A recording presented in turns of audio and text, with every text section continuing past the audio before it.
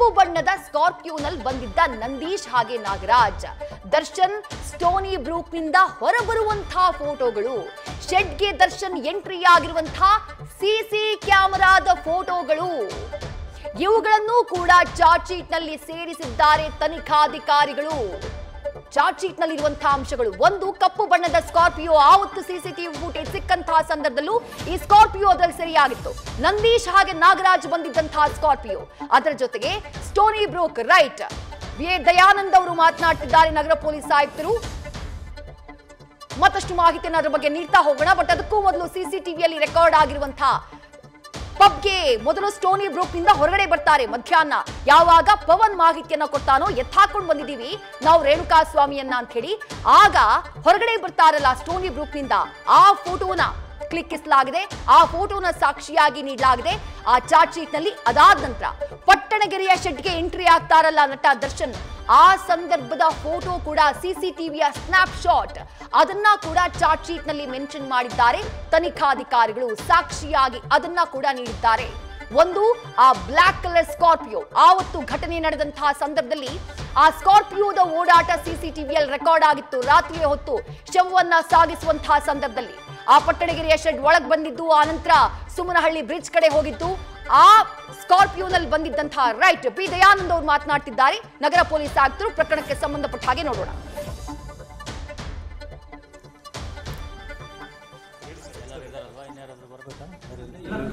ಕೊಡ್ತೀರಲ್ಲ. ಈ ಕಾಮಾಕ್ಷಿಪಾಳ್ಯದಲ್ಲಿ ವರದಿಯಾಗಿದ್ದಂತಹ ರೇಣುಕಾಸ್ವಾಮಿ ಕೊಲೆ ಪ್ರಕರಣದ ತನಿಖೆ ಸಂಪೂರ್ಣವಾಗಿ ಮುಗಿದಿದ್ದು, ಇವತ್ತು ನಾವು 24ನೇ ACMM ನ್ಯಾಯಾಲಯಕ್ಕೆ ನಾವು ಅಂತಿಮ ವರದಿಯನ್ನು ಸಲ್ಲಿಸ್ತಾ ಇದ್ದೇವೆ. ಇದು ಒಟ್ಟು 17 ಆರೋಪಿತರುಗಳ ವಿರುದ್ಧ ಸುಮಾರು 231 ಸಾಕ್ಷಿದಾರರನ್ನು ಒಳಗೊಂಡಂತೆ ಪ್ರತ್ಯಕ್ಷ, ಸಾಂದರ್ಭಿಕ, ತಾಂತ್ರಿಕ, ವೈಜ್ಞಾನಿಕ ಹಾಗೂ ಇತರೆ ಸಾಕ್ಷ್ಯಾಧಾರಗಳನ್ನು ಹೊಂದಿರತಕ್ಕಂತಹ ಒಂದು ಅಂತಿಮ ವರದಿ ಇದಾಗಿರುತ್ತದೆ. ಒಟ್ಟು 7 ಸಂಪುಟಗಳ 10 ಕಡತಗಳನ್ನು ಇದು ಹೊಂದಿದ್ದು ಬಹಳ ಬೃಹತ್ ತನಿಖೆಯಾಗಿರೋದ್ರಿಂದ ಎಲ್ಲ ಆಯಾಮಗಳಿಂದ ತನಿಖೆಯನ್ನು ಮಾಡಿದ್ದು, ಒಟ್ಟು ಸುಮಾರು 3991 ಪುಟಗಳನ್ನು ಇದರಲ್ಲಿ ಅಳವಡಿಸಿಕೊಳ್ಳಲಾಗಿದೆ. ಈ ಕೊಲೆ ಪ್ರಕರಣಕ್ಕೆ ಸಂಬಂಧಪಟ್ಟಂತೆ ನಾವು ಒಟ್ಟು 17 ಆರೋಪಿಗಳನ್ನು ಬಂಧಿಸಲಾಗಿದ್ದು, ಅವರೆಲ್ಲ ಈಗಲೂ ಕೂಡ ನ್ಯಾಯಾಂಗ ಬಂಧನದಲ್ಲಿ ಇದ್ದಾರೆ. ಕೆಲವರುಗಳನ್ನು ಬೇರೆ ಬೇರೆ ನ್ಯಾಯಾಲಯಗಳಿಗೆ ಈಗಾಗಲೇ ತಮಗೆ ಗೊತ್ತಿರೋ ಹಾಗೆ ಶಿಫ್ಟ್ ಮಾಡಲಾಗಿದೆ. ಇದರಲ್ಲಿ ಒಟ್ಟು ಪ್ರತ್ಯಕ್ಷ ಸಾಕ್ಷಿದಾರರು 3 ಜನ ಮತ್ತು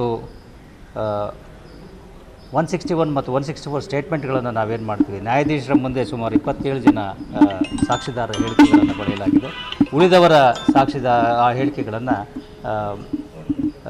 ನಮ್ಮ ಪೊಲೀಸ್ ಅಧಿಕಾರಿಗಳ ಮುಂದೆ ಪಡೆಯಲಾಗಿದೆ.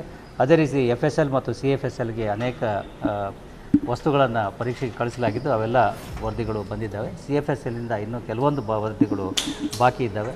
ಒಟ್ಟು ಸುಮಾರು 59 ಜನ ಪಂಚರು ಈ ಒಂದು ಇದರಲ್ಲಿ ಇದ್ದಾರೆ. ಜೊತೆಗೆ ಇದರಲ್ಲಿ ಇತರ ಸರ್ಕಾರಿ ಅಧಿಕಾರಿಗಳಿರ್ಬೋದು ಅಥವಾ ಇತರರು ಇರ್ಬೋದು, ಅವ್ರನ್ನೂ ಕೂಡ ಸಾಕ್ಷಿದಾರನ ಮಾಡಿದೆ. ಉದಾಹರಣೆ ತಹಸೀಲ್ದಾರರು, ವೈದ್ಯರು, RTO ಅಧಿಕಾರಿಗಳು, ಇಂಜಿನಿಯರ್ಗಳು, ಅವರನ್ನು ಕೂಡ ಇದರಲ್ಲಿ ಸಾಕ್ಷಿದಾರರನ್ನಾಗಿ ಮಾಡಲಾಗಿದೆ. ಪೊಲೀಸ್ ಅಧಿಕಾರಿಗಳು ಒಟ್ಟು 56 ಜನ ಈ ಅಂತಿಮ ವರದಿಯಲ್ಲಿ ಸಾಕ್ಷಿದಾರರನ್ನಾಗಿ ನಮೂದಿಸಲಾಗಿದೆ. ಹೀಗಾಗಿ ಒಟ್ಟು ಸಾಕ್ಷಿದಾರರೇನಿದ್ದಾರೆ ಅವರು 231 ಜನ ಸಾಕ್ಷಿದಾರರು ಈ ಕೊಲೆ ಪ್ರಕರಣದ ತನಿಖೆಯಲ್ಲಿ ನಮಗೆ ಭಾಗಿಯಾಗಿದ್ದಾರೆ. ಅವರೆಲ್ಲರ ಒಂದು ಇದರಲ್ಲಿ ಉಲ್ಲೇಖಿಸಲಾಗಿದೆ. ಸರ್, ಈಗ ಒಟ್ಟು FSL, CFSL ಏನು ಕಳಿಸಿರೋ ವರದಿಗಳು ಅದೆಲ್ಲ ರಿಪೋರ್ಟ್ ಬಂದಿದೆ, ಇನ್ನೂ ಬಾಕಿ ಇದೆ. FSLಗೆ ಸಂಬಂಧಪಟ್ಟ ಹಾಗೆ ಬೆಂಗಳೂರು ನಗರದಲ್ಲಿರ್ತಕ್ಕಂಥ ನಮ್ಮ ರಾಜ್ಯದ ವಿಧಿವಿಜ್ಞಾನ ಪ್ರಯೋಗಾಲಯ ಏನಿದೆ ಅದರಿಂದ ಎಲ್ಲ ವರದಿಗಳು ಬಂದಿದ್ದಾವೆ. ಅದಕ್ಕೆ ಬೇಕಾಗಿರ್ತಕ್ಕಂಥ ಪೂರಕ ವಿವರಗಳನ್ನು ಕೂಡ ಅವರು ಕೊಟ್ಟಿದ್ದಾರೆ. CFSL ಹೈದರಾಬಾದ್ಗೆ ಕೆಲವೊಂದು ತಾಂತ್ರಿಕ ವಸ್ತುಗಳನ್ನು ಕಳಿಸಲಾಗಿತ್ತು, ಎಲೆಕ್ಟ್ರಾನಿಕ್ ಡಿವೈಸ್ಗಳನ್ನು. ಅವುಗಳಲ್ಲಿ ಸಂಪೂರ್ಣ ವರದಿಗಳು ಇನ್ನೂ ಬಂದಿರಲಿಲ್ಲ.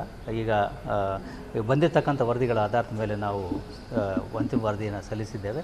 ಮುಂದಿನ ತನಿಖೆಯನ್ನು ನಾವು 174(3)8 ಅಡಿಯಲ್ಲಿ ನಾವು ಈಗಲೂ ಇಟ್ಕೊಂಡಿದ್ದೇವೆ. ಆ ವರದಿಗಳು ಬಂದ ನಂತರದಲ್ಲಿ ಅವುಗಳನ್ನು ನ್ಯಾಯಾಲಯಕ್ಕೆ ಸಲ್ಲಿಸಲಾಗ್ತದೆ. Thank you sir. ಇನ್ಸ್ಟಾಗ್ರಾಮಲ್ಲಿ ಒಂದಿಷ್ಟು ಫೋಟೋಗಳು ರಿಟ್ರೀವ್ ಆಗಿದೆ ಅಂತ ಹೇಳಿದ್ರು. ಸಾಕಷ್ಟು ತಾಂತ್ರಿಕ ಸಾಕ್ಷಿಗಳು ನಮಗೆ ದೊರಕಿದ್ದಾವೆ. ಅದನ್ನೆಲ್ಲನೂ ನಾವು ತನಿಖೆಯಲ್ಲಿ ಅಳವಡಿಸಿಕೊಂಡಿದ್ದೇವೆ. ಈ ಒಂದು ಏನು ತನಿಖೆ ಇದೆ ಅದು ಭಾಳ ಉತ್ತಮವಾದಂತಹ ಒಂದು ಇದರಲ್ಲಿ ಆಗಿದೆ. ನಾವು ಸ್ಪೆಷಲ್ ಪ್ರಾಸಿಕ್ಯೂಟರ್ನ ಕೂಡ ನೇಮಕ ಮಾಡಿದ್ವಿ.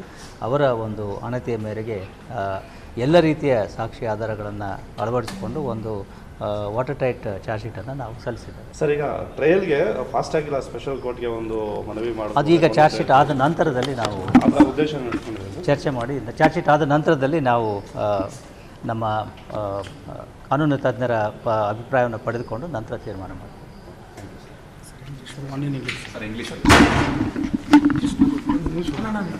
ಅಣ್ಣ ಹಂಗೆ ಇಂಗ್ಲೀಷ್ ಅಲ್ಲ ತಗೊಳ್ಳಿ ಇದೆ ಭಾರತ ವರ್ಷ ಇದು ಆಯಿತು.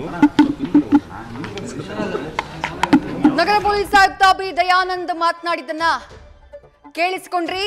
ಏನೇನ್ ಸಾಕ್ಷಿಗಳನ್ನ ಮೆನ್ಷನ್ ಮಾಡಲಾಗಿದೆ ಅನ್ನೋದನ್ನ ಉಲ್ಲೇಖ ಮಾಡಿದ್ರು. ಸಾಂದರ್ಭಿಕ ಸಾಕ್ಷಿಗಳು, ಪ್ರತ್ಯಕ್ಷ ಸಾಕ್ಷಿಗಳು, ತಾಂತ್ರಿಕ ಸಾಕ್ಷಿಗಳು, ವೈಜ್ಞಾನಿಕ ಸಾಕ್ಷಿಗಳು, ಪ್ರಕರಣದ ಎಲ್ಲ ಆಯಾಮದಲ್ಲೂ ತನಿಖಾಧಿಕಾರಿಗಳು ಮಾಡಿದ್ದಾರೆ. 231 ಸಾಕ್ಷಿಗಳನ್ನ ಕಲೆ ಹಾಕಲಾಗಿದೆ. ಪ್ರಕರಣದ 17 ಜನ ಆರೋಪಿಗಳು ಯಾರ್ಯಾರ ಪಾತ್ರ ಏನೇನು ಎಲ್ಲದರ ಬಗ್ಗೆ ಕೂಡ ಈ ಚಾರ್ಜ್ ಶೀಟ್ ನಲ್ಲಿ ಉಲ್ಲೇಖ ಮಾಡಲಾಗಿದೆ ಅನ್ನುವಂಥದ್ದನ್ನ ಮೆನ್ಷನ್ ಮಾಡಿದ್ರು ನಗರ ಪೊಲೀಸ್ ಆಯುಕ್ತರಾಗಿರುವಂತಹ ಬಿ ದಯಾನಂದ್.